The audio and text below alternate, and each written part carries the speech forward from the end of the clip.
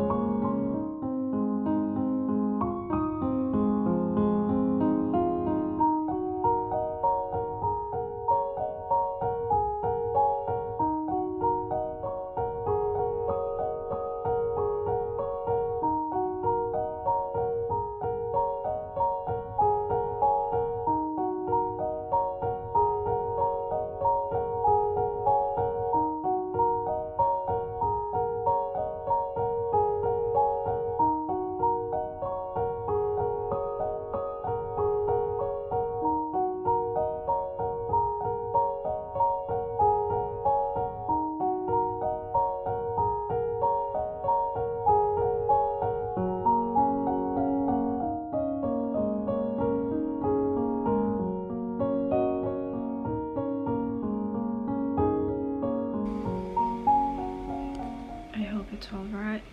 Why does the background look so bright? I don't know if the settings is okay, honestly. My eyes just feels really bright right now. Like, you know when you just put a flashlight into your eyes and then it suddenly goes like a little bit blurry and it's just bright. Anyways, I just got back home from the beach. I had a good day so far. I haven't been uploaded anything on YouTube about my life update and stuff, and I feel like this is the first video that I make here in this place. Yeah, I figure I'm just gonna do a little life update while I'm talking about other things that might be popping out in my head. So I'm currently away from home again. I'm not in Jakarta. I decided to move out into a smaller island around a month ago, I can say now, almost a month ago. I decided to move out to Bali. I'm in Bali. The reason why I'm in Bali is just because a lot of different things, but mainly self-development. We're just gonna put it that way. You know when you get your heart broken, yeah? It kind of forces you to move out, to just like go. Just go into a different place, you know? It's just, yeah, but that's not fully the case here. So you know?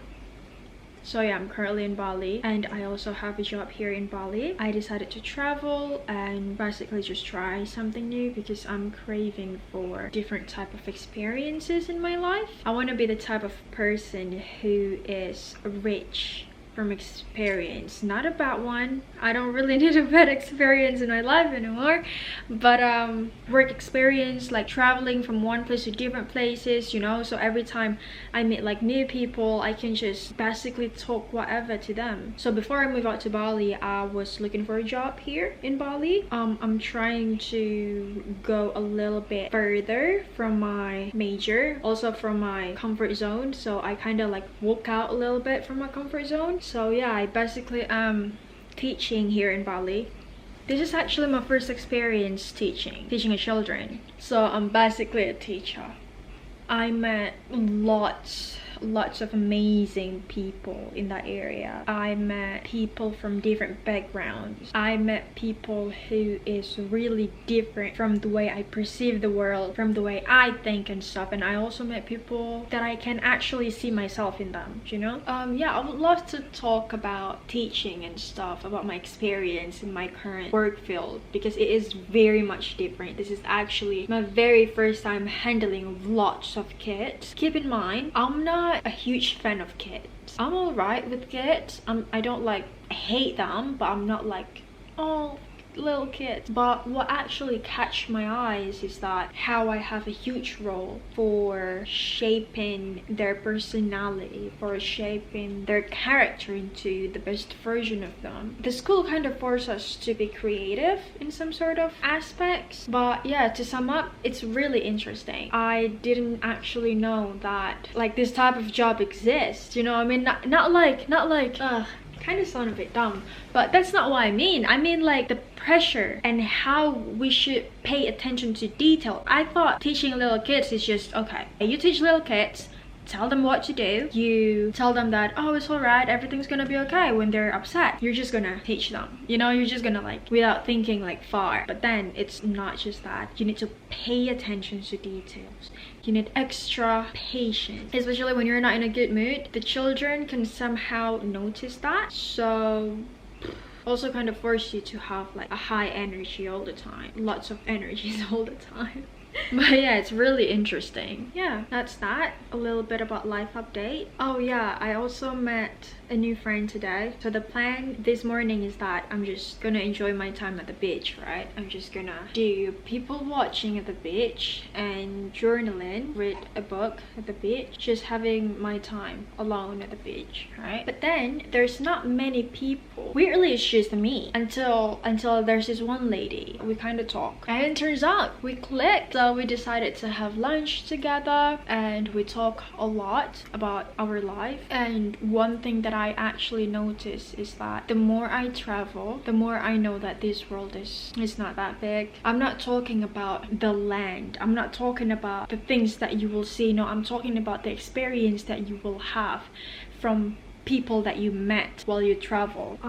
Yeah, so I met this girl and she actually talks a lot about her life as well. That's actually surprising, but I don't find it weird. I actually feel honored to be able to hear her life. I was a bit shocked because people can actually talk to me without worrying about stuff, but I found it really interesting. The human brains, like the way you carry on yourself, you present yourself to other people, and the way you can manage your energy and stuff. Well, I met lots of people, right? Because as a teacher, I'm not just like meeting the children, I also have to meet the parents as well, right? And I saw lots different stereotype of parents. There are several mother who actually, I can feel their energy, let's put it that way. Because if you're a sensitive person, then you might feel your surrounding as well. You might absorb energy from other people, and sometimes it will make you go down as well. It will make you go low as well, you know, because of their energy. It's not good, and it will affect your own energy. But that's